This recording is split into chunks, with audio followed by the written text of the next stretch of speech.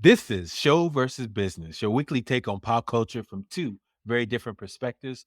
Your host, the real Theo Harvey, and Mr. Benja come with all the relevant info about the week in pop culture. So, Mr. Benja, what are we covering today? What's up, Theo? How you doing, man? We have 5 awesome stories for you, as we usually do. First of all, the GTA 6 trailer has come out. People have been going gaga over it. People have been making memes. People have been cutting and dissecting it. And we're here to talk about not only GTA 6, but a little bit of the legacy. And I'm going to throw in some of my Rockstar experience in there for you in the know. I used to work at Rockstar Games. It was an awesome time. I'll tell you a little bit about that. Also, we're going to check in with our AI watch as we always do. AI is still taking jobs. Some people would like to say, no, they're not taking jobs. They're taking jobs. And we're going to show you a very interesting case where Sports Illustrated tried to pass off some articles that were written by a supposed real person, and it wasn't even a real person. And the article wasn't real. And now you can't find it anywhere, and they're totally denying it. It's stupid, but it's actually happening out there.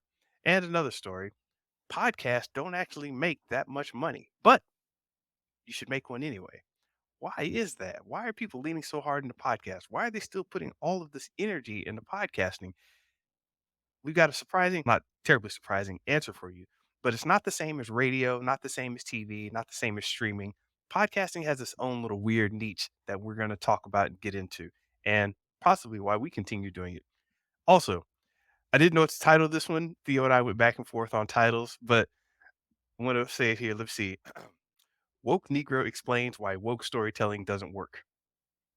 Which one of us is the woke Negro?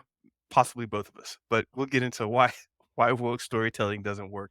We're gonna call it "Go Woke or Go Broke," but that sounded a little too I don't know, but that's gonna be our topic. Basically, a lot of discussions with Disney, Bob Iger, how stories are coming across in the Marvels, in the whole Disney camp with the way they've been putting out their stories.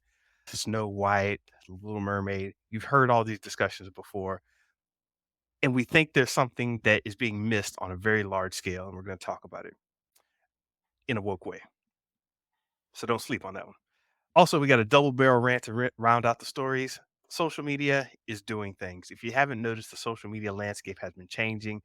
We've talked about this a little bit before, but we're going to rant on it. We've got TikTok, we got Snapchat, we got Facebook, we got Instagram, we got Threads, we got LinkedIn, and we got Spill, Fanbase, whatever else you might decide.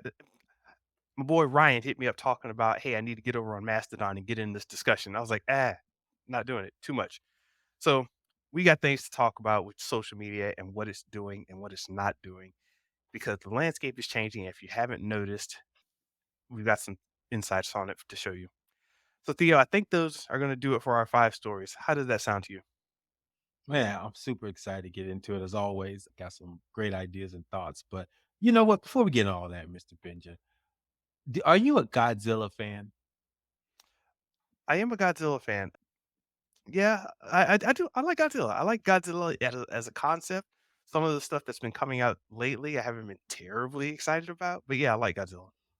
As a record company, as a whole crew, yeah. Godzilla as a concept, the image, a product, all that, yeah. I wasn't really a big Godzilla fan, Mr. Benji.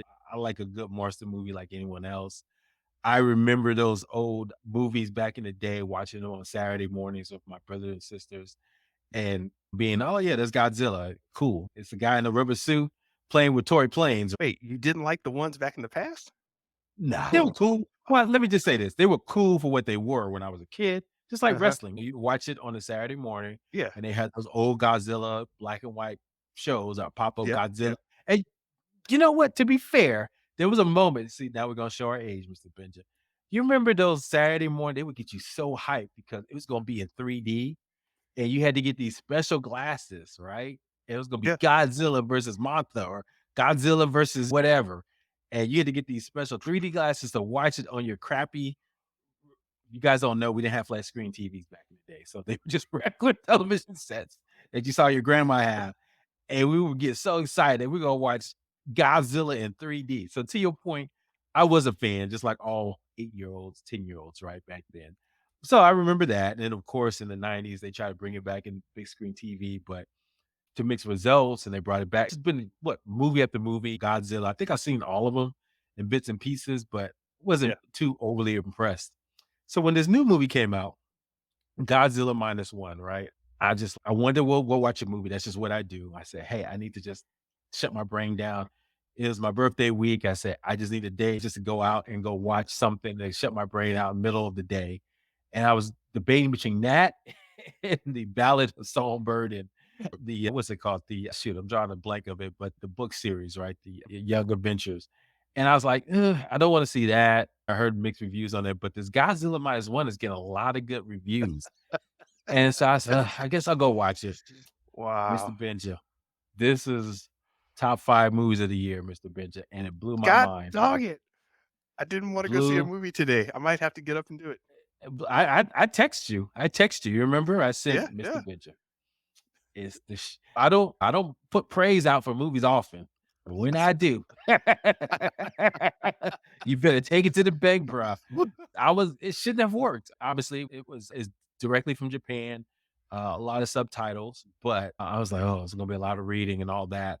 But man, the story, the human story was just fascinating, and it all made sense, man. I don't want to spoil it for those who haven't seen it yet, but let's just say the themes of what it means to for honor for your country, to be a Mm, family, to survive a war, because it's set, I can tell you that, it's set literally after World War II.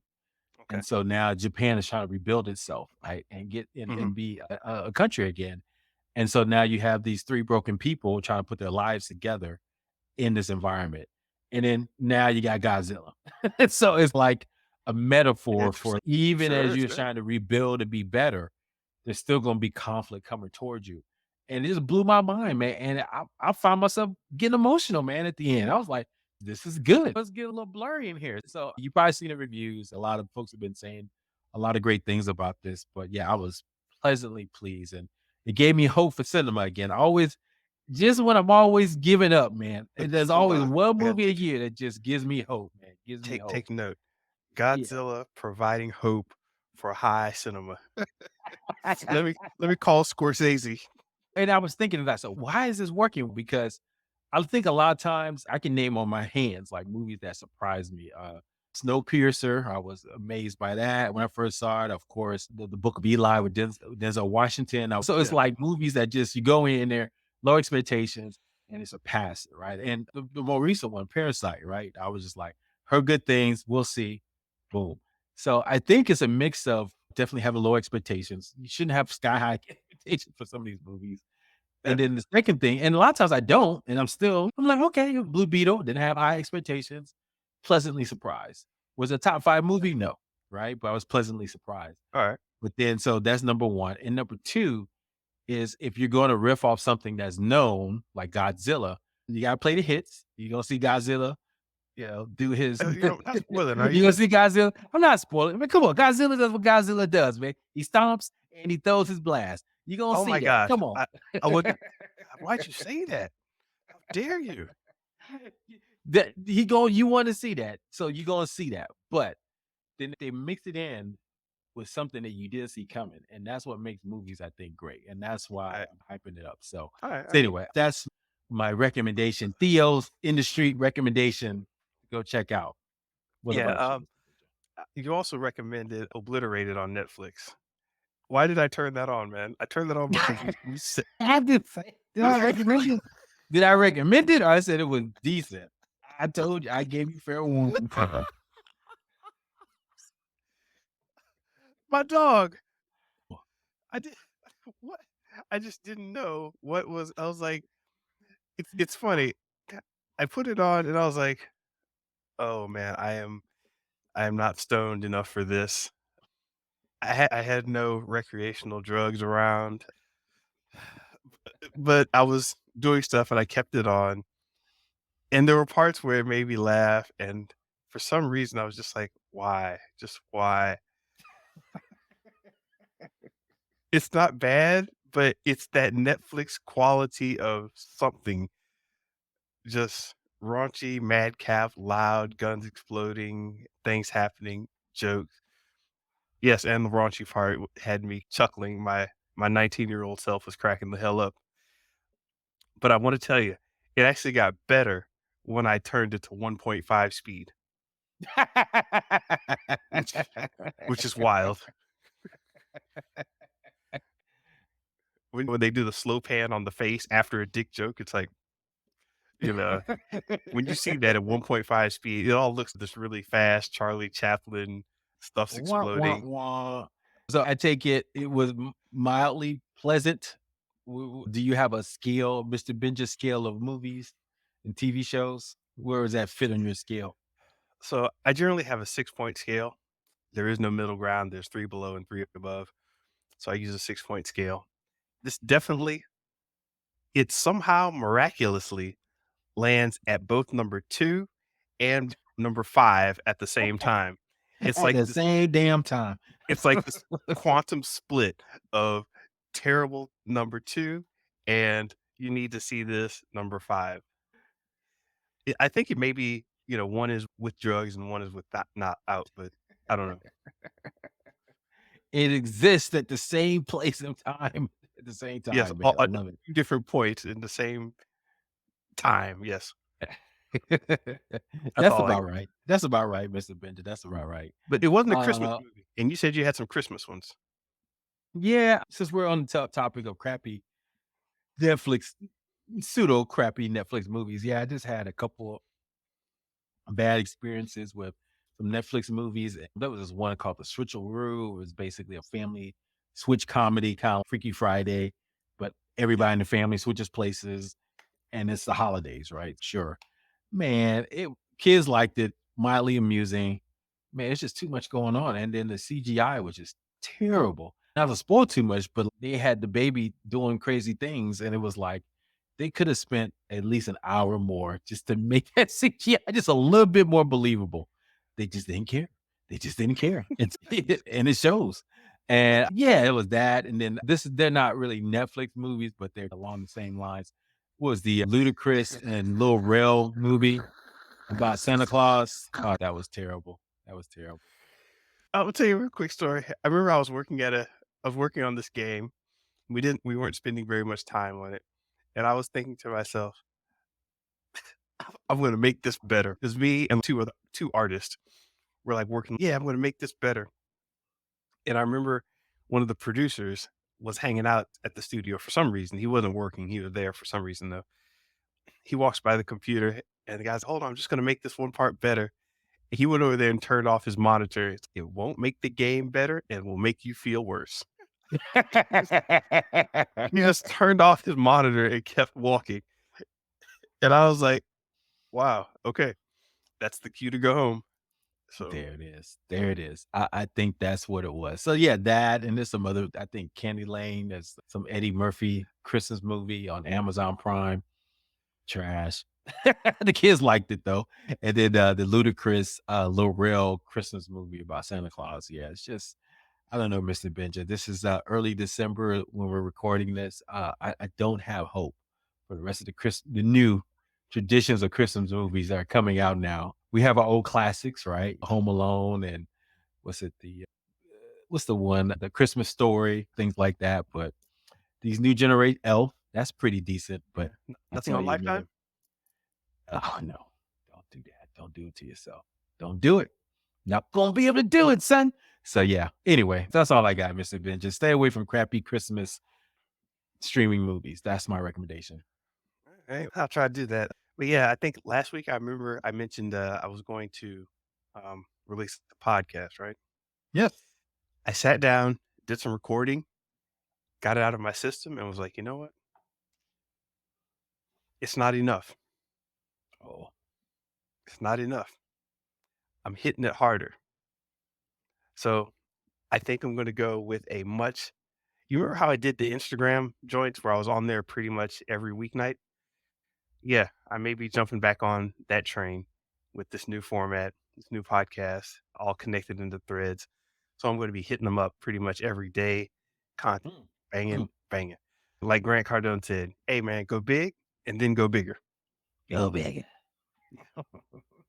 So I love it. That's what's up with me for this week. And oh yeah, well, a secret project I'll mention to you after the podcast is over. But Secret yeah, guys. going good. It's Yeah, going good. yeah. Show versus business after dark. Oh, Shoot. wait a minute. Show versus business uncut. Kids don't know about that era. I love it. I love it. Nah, man, Mr. Benja. Oh, real quick on my tip, we always talk Yeah. about our development. Yeah, just going through Dr. Benjamin Hardy's course right now. We're in fifth week. Powerful stuff, man. It's just really helping me raise my floor. And he talks about your floor is really who you are. So what you accept. And that's really eliminating that 80%. It's hard. It's hard because you used to doing certain things. But the more you get clear and clear on your future self and understand what that 20% is, then you have Mhm. to start getting rid of that 80%. And so I'm learning that more and more because that's who your character is.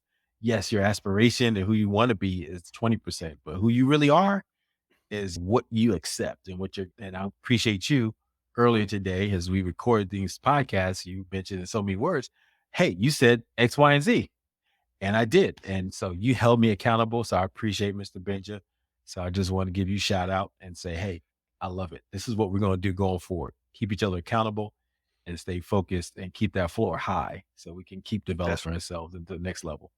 all right. Hey, I want to show something to you. You just reminded me of something and it's poignant and awesome. So I'm going to turn off my camera for half a second, say something awesome about your 20% focus because I got to get a visual aid to show you. Hold Mr. on. Benja with the visual aid. I love it. I love it. This is new, guys, for us, but the 20% is so key and really getting clear on that. If you can see it, sense it, feel it, then it becomes more real, becomes almost even realer than your normal self. And so it's really powerful kind of understanding of that. And that's really what I've been learning more and more about that 20%. And it's funny as Dr. Benjamin Hardy talks about this, he said, look, really your skills and what you are with your skills doesn't matter. Your what you want to become is what matters. And then you'll build the skills to get to that point. And so it's just blowing my mind on that 20%. But what's the visual cue? I'm excited. A long time ago, I got on this kick and I forgot where I got it from, but it was in late high school. It bled into some of my college era where I figured out that, and my mom had something to do with this too. She was like, you can't just stop doing something. You need to find something else to do. Channel your energy in a proper way. And I remember somebody said what I was doing was silly. And she's, hey, leave him alone. He's doing this. And at least he's not doing that or something else, right? Um, had to do with games and technology. She said, leave him alone. He's not out in the streets. He's doing this and he's focusing on this and whatever. Told him Ben could have been in the streets, y'all. Ben could have been in the streets, bro. if it weren't for that dang Super Nintendo. But basically, I carried that thought and I carried that information into the current era. And we've been talking about Dr. Benjamin Hardy, the 80-20 focusing, 10X, go big, Grant Cardone, etc. And one thing I was doing was I remember I'd have situations where I got really hurt or really tired, worked up, frustrated. I'm like, this isn't moving the way I want it to. I don't have this creative boost. And then when I got a little bit of a gain, I would go, or too much of a loss, I would go like eat $40 worth of sushi, have some sake, Mhm, and be just like, this is great. I would basically blow 4 hours going to the restaurant, waiting, hanging out with people or whatever, then going back to what I was doing. I couldn't really get back in the zone after that. So I'd end up probably watching TV, and that'd be a whole afternoon, evening, pretty much blown. And I didn't need to do that, mhm. but I couldn't get out of that loop. So I was shopping one day and I saw a little stand and said, hey, look, that's an awesome little Hot Wheels car. Mhm, And I said to myself, you know what? I'm going to get that one. This is the gold Batmobile right here. mhm, And I decided to pick it up and I got it as a marker of time where I know people do this with paintings and outfits and things where they say, I got this, something happened, awesome. And this was me recognizing I have a superpower in my drive. My drive is a superpower. So I'm going to pick up a Hot Wheels car every time I make an awesome little adjustment in my mind. I make a step forward. And there are thousands of Hot Wheels cars, so I don't see this running out anytime soon. But This car is a representation of my drive and my thinking at that moment. I have a little journal. I wrote down why I bought this car. It's going to sit on my shelf and it's going to make me remember that time and it will save me. Let's see, this cost me like $2 instead of $50. I'll save $48. I'll have a car and I'll have the rest of the day to actually feel good about myself and do whatever the hell I want, but not indulge in sushi and sake and wasting the whole day. Silly little thing, but I love it, Mr. Benja. Thanks for sharing that. Man, that's a deep insight. I haven't heard any guru say anything like that. And I think that's you're uncovering your unlocks, right? And I'm trying to uncover my unlocks. You can listen to the gurus all you want, but ultimately it's what's going to work for you. And that could help someone that's listening to this right now to say, that's a clear physical marker. I need that. I may try that because to your point, you get some momentum and then you're like, oh, okay, I figured out this. Now let me go take some time, relax. No, you need to stay back in the zone. So maybe you're right. Just get a simple marker, celebrate it for like that, whatever long it takes to do that and get back to work. And that might help folks to continue the momentum to greatness. So I love that. Thanks for sharing that. yeah, the celebration thing. Hormozy's big on that, and a couple others are big on the celebrate, enjoy, and keep moving. The keep moving part was what was slowing me down. So, Yeah, that's tough. I'm the same way, you know. It's like sometimes you're like, oh, I got this momentum. Okay, I think I know how to do this now. You know, sometimes the deep thought, the deep work that you're doing, just mhm, trying to figure it all out. And then you get the breakthrough. Okay, good. Let me go break now. I'll come back to it. But then, yeah, what was I thinking again? So yeah, I appreciate you sharing that, Mr. Benjamin. That's definitely insightful. yeah. For those wondering, I do open up my packages, so crack that open right now. Oh, don't do it. He opened up the value just went down. That thing is sweet, boy. Slick. It's my drive Yeah, in physical form. All right. I love it. Sorry about that. Had to jump in and Do it. interject that. People are like, Do it. "Oh my gosh, when are they gonna start talking about the stuff? The awesome stuff like Go to our stories?" YouTube channel. Go to our YouTube channel. You'll see all that stuff short form. This is Yes, for the true believers, the true that's believers. right. Which leads us into story number 1. GTA 6 trailer just got released and the internet's going wild.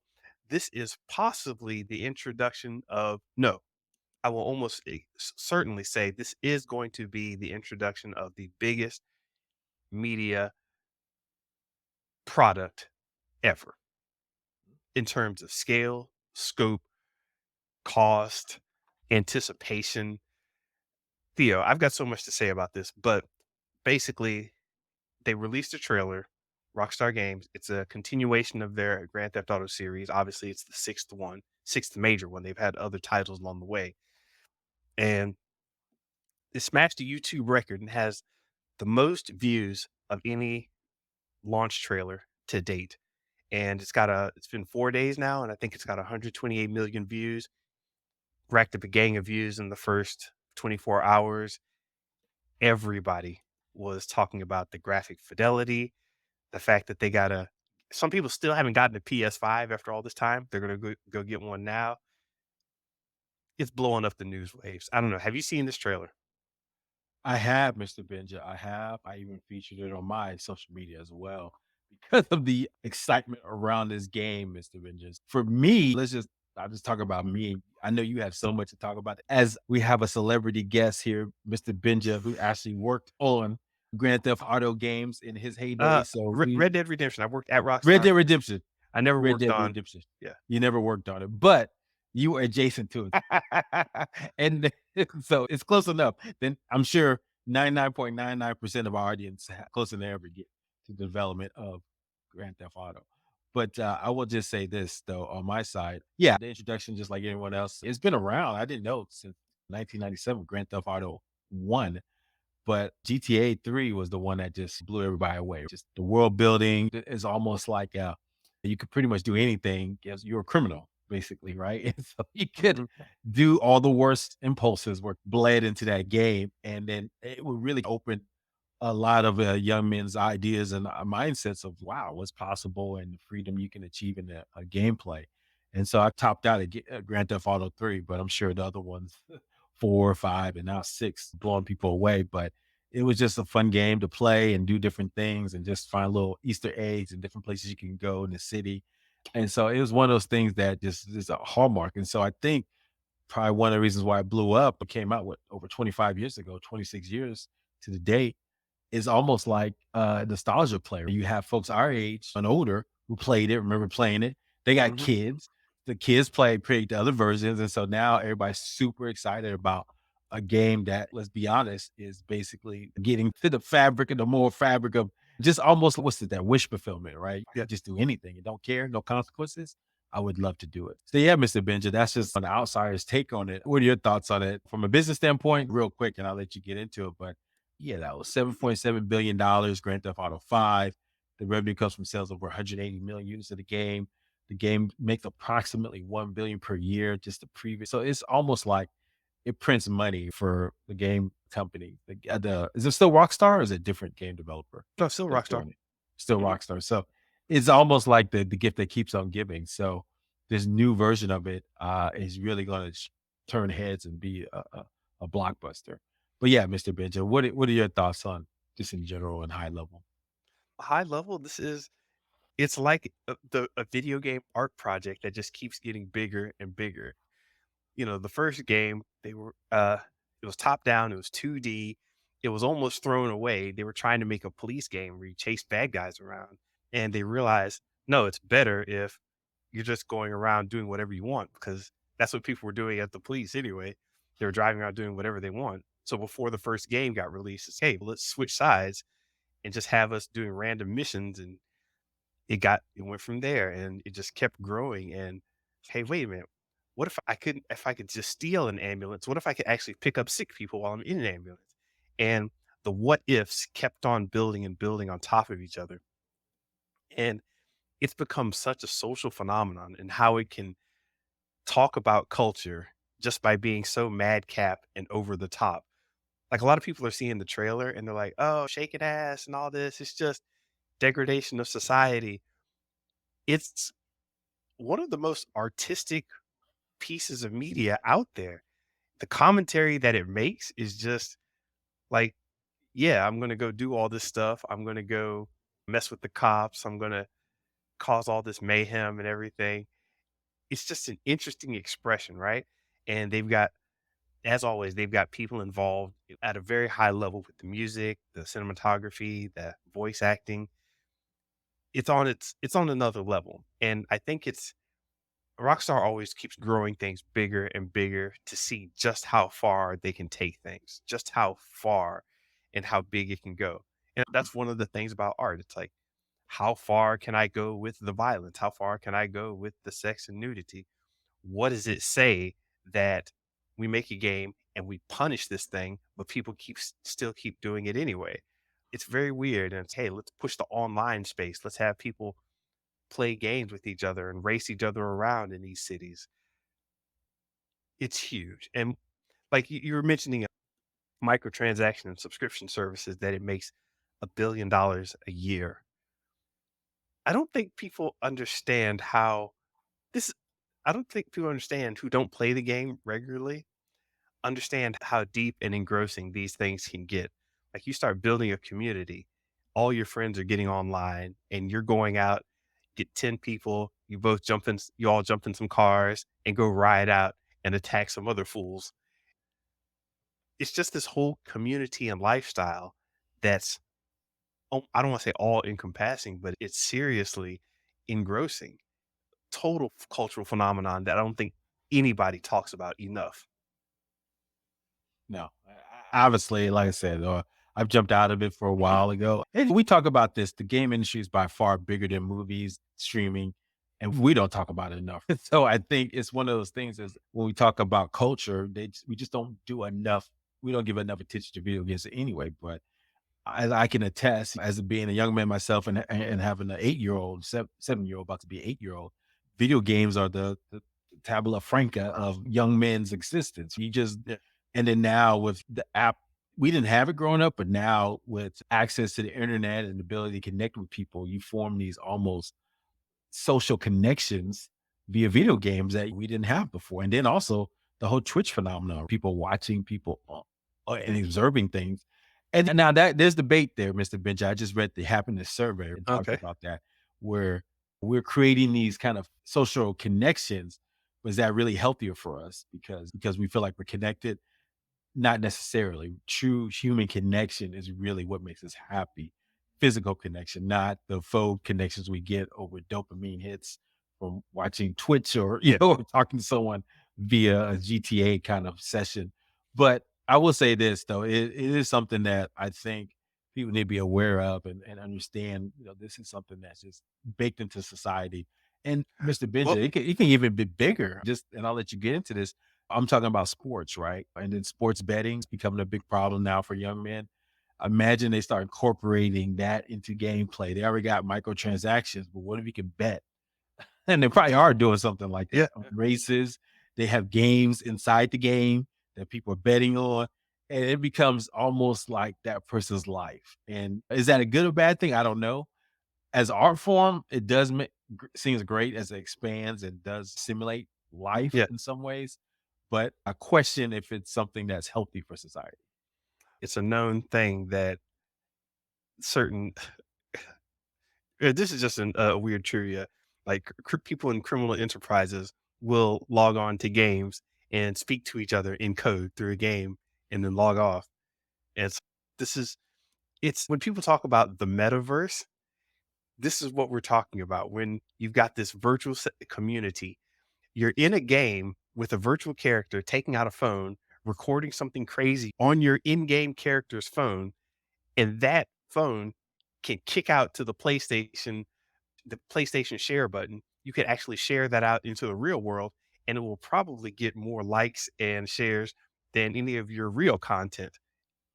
But it's something you saw in a game, or not you saw, your in-game character saw and recorded on their phone. Yeah. But this one is going back to Florida, back to Miami with Vice City, and that when we did the calculations on that, made huge amounts of money, the earlier Vice City. So they're coming back to Miami, biggest land mass they've ever used. They've got all kinds of new technology, so you'll be able to ostensibly you'll be able to do a lot more swimming, flying. They've hinted at being able to catch and interact with animals. It's probably some technology they're pulling from Red Dead Redemption with all the animal trapping. You're out in Florida, you're going to see a lot more animals than you would if you were in like New York Oh or Los yeah. Angeles. Oh Oh yeah. yeah. As the one who lives in Florida now, yes. You will see them snakes and other stuff. Mr. Bench, I just remember just a anecdote here. San Andreas, right? Just driving to the canyons off in the Off in the yonder cliff. when nothing was out there. Yeah, and then trying to see if you can driving off the cliffs. Those are always fun. Yeah. One quick background story. We'll finish this up.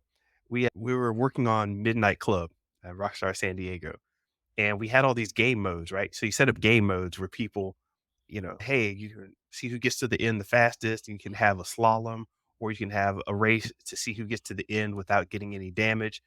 We had all these different modes: tag, King of the Hill, etc. One of the most popular things we did was when we just turned on showcase mode, and that's basically people in a parking lot, they just drive up and they show off all their different cars. Dude, it was like, it's, "Hey, can we do this?" "Yeah, sure." And we just turned it on, and instantly, like, people were, like, driving up. This dude in a green Cadillac drives up, "Dog, look at my Cadillac, dog.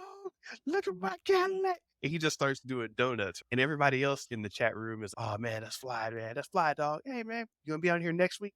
"Yeah, man, I'm gonna try to, finish up my red Cadillac because I got a red one too." "Oh, you got a red one, dog? Oh."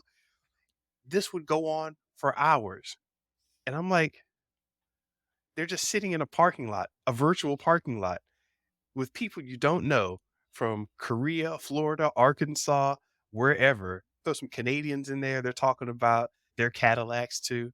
It's it's phenomenal. So just a shout out to Rockstar for putting this huge endeavor together. 10 years or seven, at least I want to say 10 years in the making. I'll leave the exact date to those guys, but 10 years in the making, possibly the biggest piece of media coming in all time. We'll hear more about it later, but we got until 2025, so we'll see. Love it, Mr. Benja. Definitely keep up with this. Yay, yay. And that's going to take us to story number 2. We got an AI watch. I want you to know AI is still taking jobs. Thought AI was just messing around and it's just to make cute little pictures and hey, it's not really going to take anybody's job. I got a funny story for you here. So, Sports Illustrated started releasing some stories by this character called Drew Ortiz. Drew Ortiz was writing up these articles and putting out content on the Sports Illustrated website. Sports Illustrated, they used to be very big back in the paper days. You had paper pulp magazines. You guys could go every week. You'd pick up one off the shelves. You'd bring it to school or you'd bring it to work and you'd see them in the doctor's office and everything. Sports Illustrated was all over the place as a physical magazine, but they had a little trouble getting into the digital space. They just didn't hit it off Vice Sports or Fox Sports Barstool. or Barstool especially, yeah, and any of these new online cats, they just didn't hit it off, and they couldn't figure out how to make the online streaming thing, social media thing work. So, some smart guy over there probably decided, "Hey, let's use AI." And how did they figure how did this whole story come about? Some journalists were poking around, and they were like, "Huh, oh, this Drew Ortiz guy." You keep up with sports writers sometimes because they write one thing, you're like, "Okay, what does this person have to say about something else?" So they start looking up this Drew Ortiz guy, and they can't find much information on him in the real world, but they find a couple articles about him in Sports Illustrated.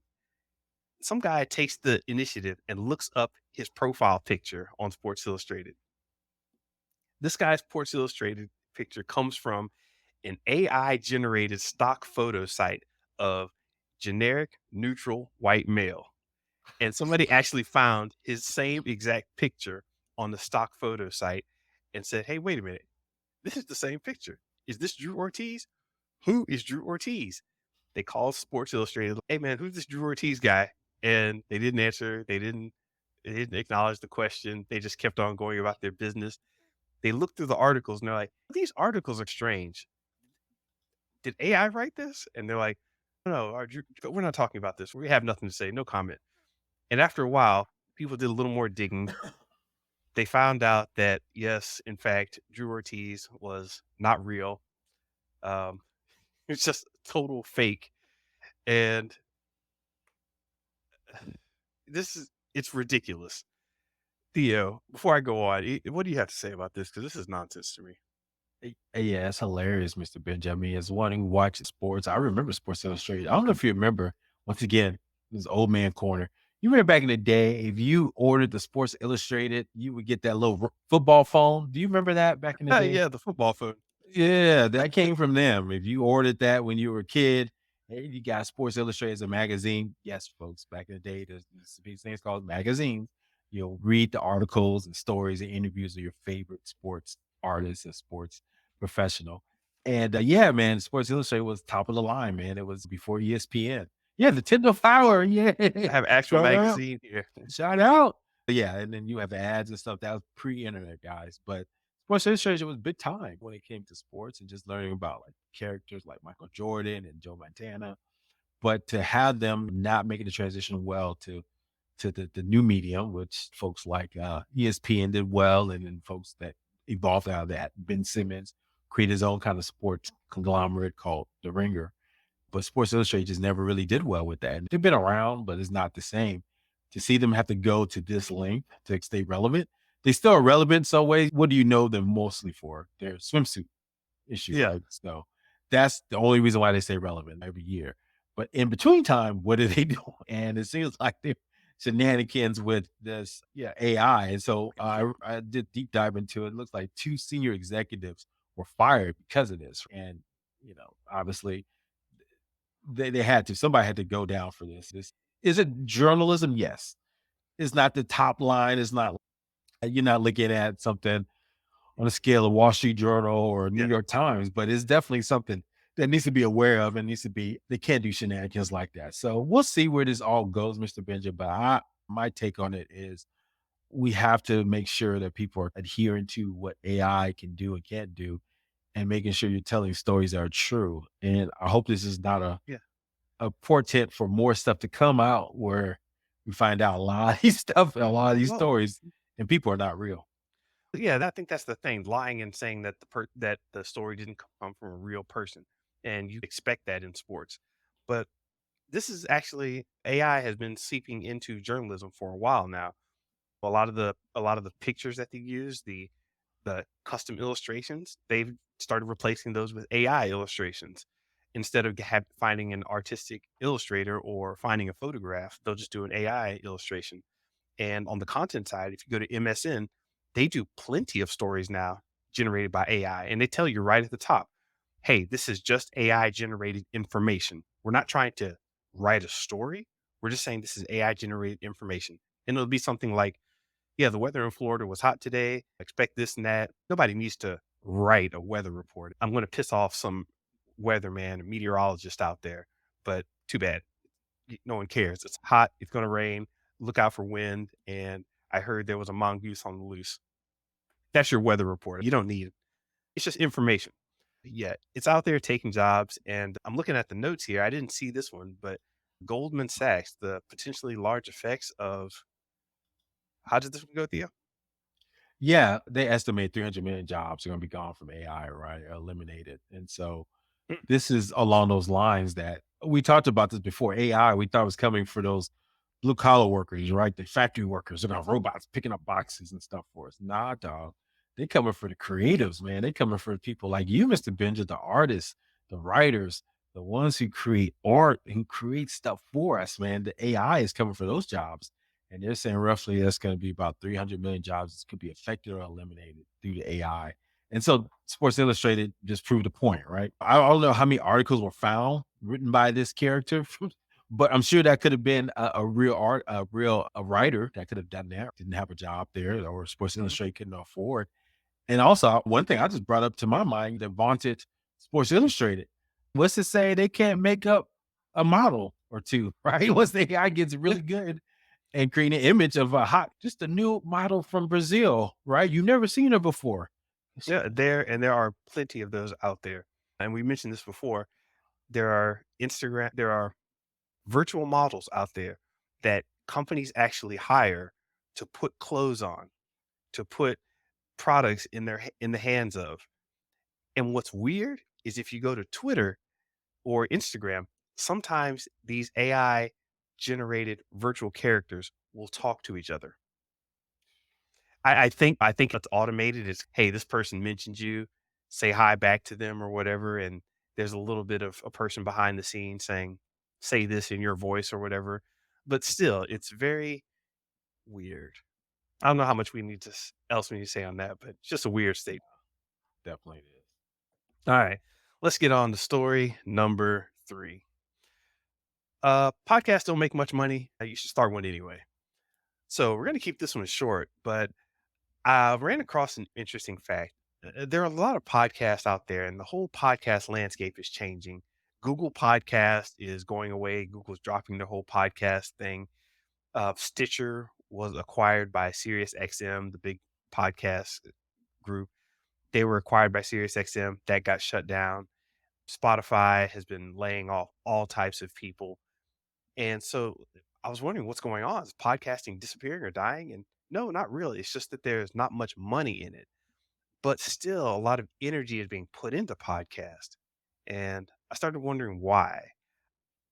I don't know. Do you have anything else to say on the whole landscape, the state of things with all the data that's going around with podcast?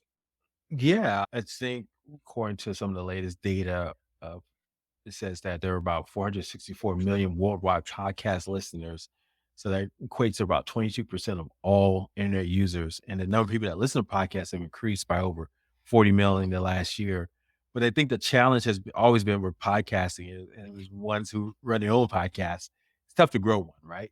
Because it's not inherent into the structure of podcasts to find it easy to find, right? You have to be searchable and usually you have to use other methods.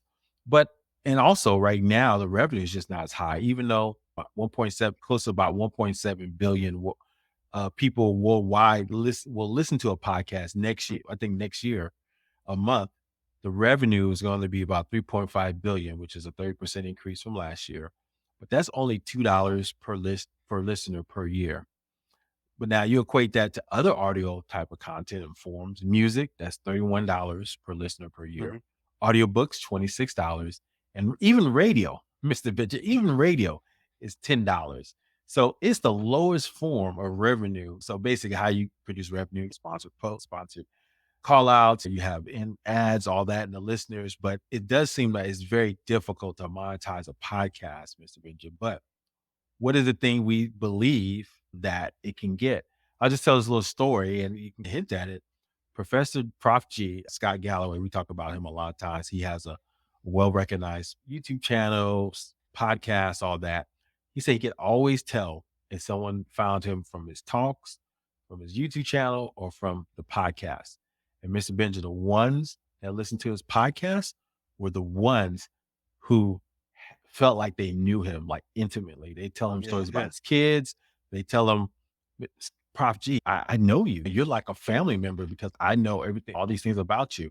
And he was like, that's the most engaging type of audience he has. Because let's face it, if you're listening to a podcast, you listen to a podcast in intimate moments. Let's be honest, in the bathroom, traveling in the car, at the gym, while you're driving. And so to him, podcasts provide the most engaged user and audience. Exactly. It's funny, my cousin called me and said he my cut. I'm straightforward. So apparently I've trained family members to be straightforward with me, which kind of surprises me because nobody else does. I'm walking around and my cousin was like, my nephew, I'm sorry. My nephew was like, yeah, man, your podcast just isn't going to succeed unless you make it longer. And I'm like, I just released a 2-hour podcast. Yeah, what are you talking about? He's like, hey, I need more. He's got a security guard job. And he's like, hey, I'm at a security guard job. I get it now. I'm like, oh yeah, security guards, truck drivers, people just working the night shift, as you said, in the gym and all this.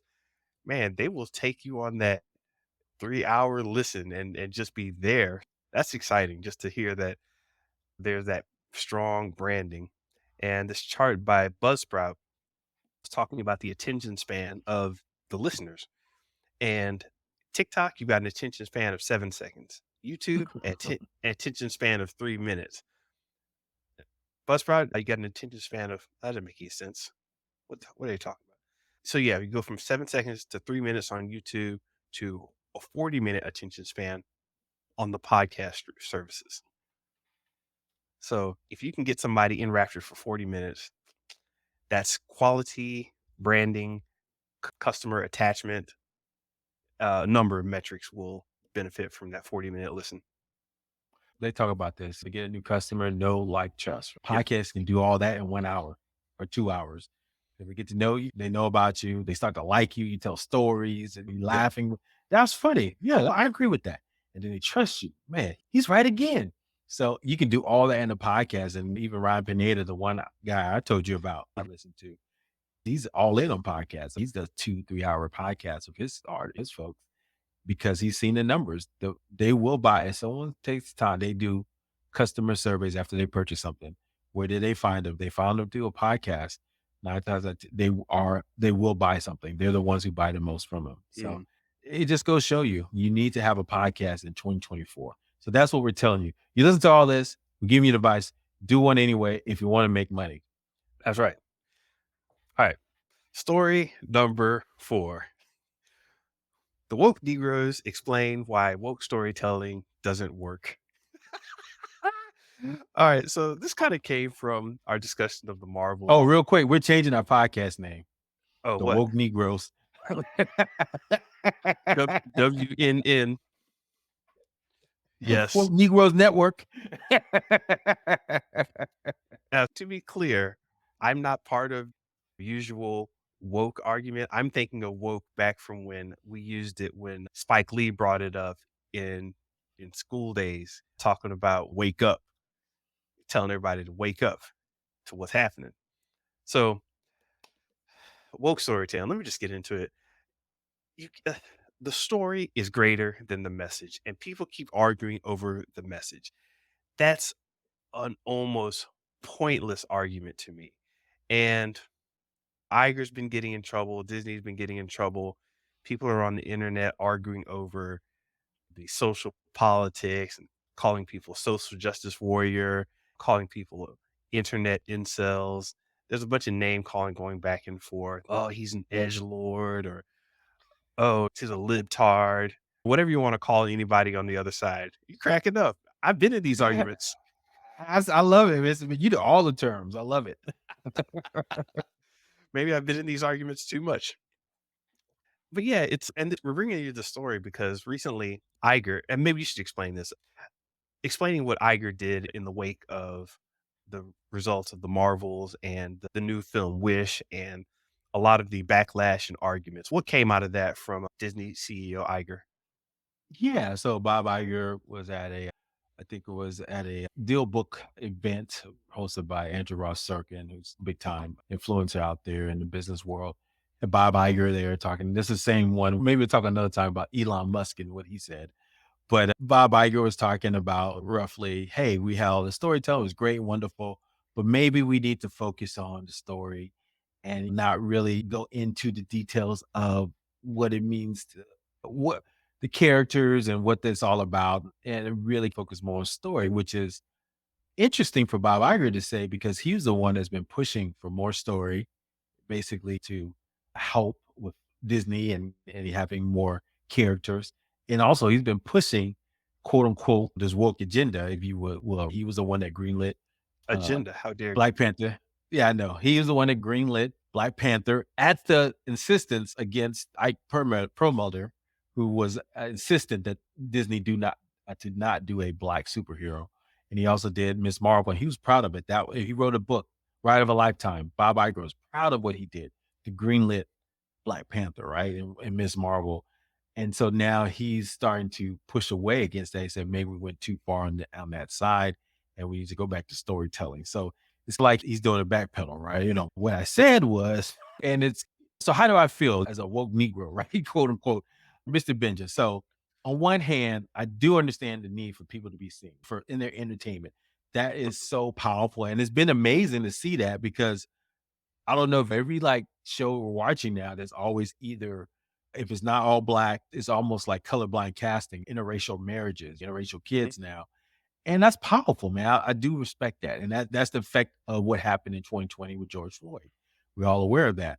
But I do feel like it does take away from some of the storytelling when it does become over too much. It's almost with the whole controversy with The Little Mermaid. I get people's concerns with it. Let's be honest. The Little Mermaid was from the Caribbean kind of area they had. Yeah. So they had to do something to make that make sense. But then Strange World, have you ever seen that cartoon that a lot of people were mad about? Yeah, Actually, I they haven't. had a No. lot. Yeah, they had a lot of little check boxes, right? They had the gay parents, the handicapped son, the dog that was mute. They had to do sign language. It was like, well, it's just wait a minute, is this a message or is this a story? And Yeah. it's almost like it gets and then of course the big one was a Buzz Lightyear and the kiss in a Yeah. cartoon. And as a parent, I get it, but at the same time, you just don't want to put it in your face. And so Yeah. I think there has to be a mix between the message and the storytelling. So I get a lot of pushback from a lot of people when they say every story has a message and good stories have messages. So what the hell are you talking about? What do you say to that? I would agree. They do. Just like Godzilla -1. Great Oh, story. but did it have a message? It did. Oh, okay. Carry on. Carry on. No, to your point though, I would say, but it didn't drive the story. It was compelling. Does that make Yeah. sense? They didn't hit you over the head with it. It's the guy is not Yes. let's just say, I'm just gonna use an example. Let's say the story is overcoming adversity, right? They're not gonna put him in a wheelchair and his girlfriend's way across. It just becomes unbelievable, right? It's just look, you can have one obstacle per movie, Yeah. not like 20 different obstacles. Yeah, it's very transparent when you're trying to tell a story and somebody's coming with a message as opposed to a story. And you said it best, hit you over the head. Listen, messages are for your head. You hit people over the head if you want to give them a message, but you go to their heart, you go to their soul with the story. So I say go to the soul, go to their heart first, and the head will follow. And that's my talk on that.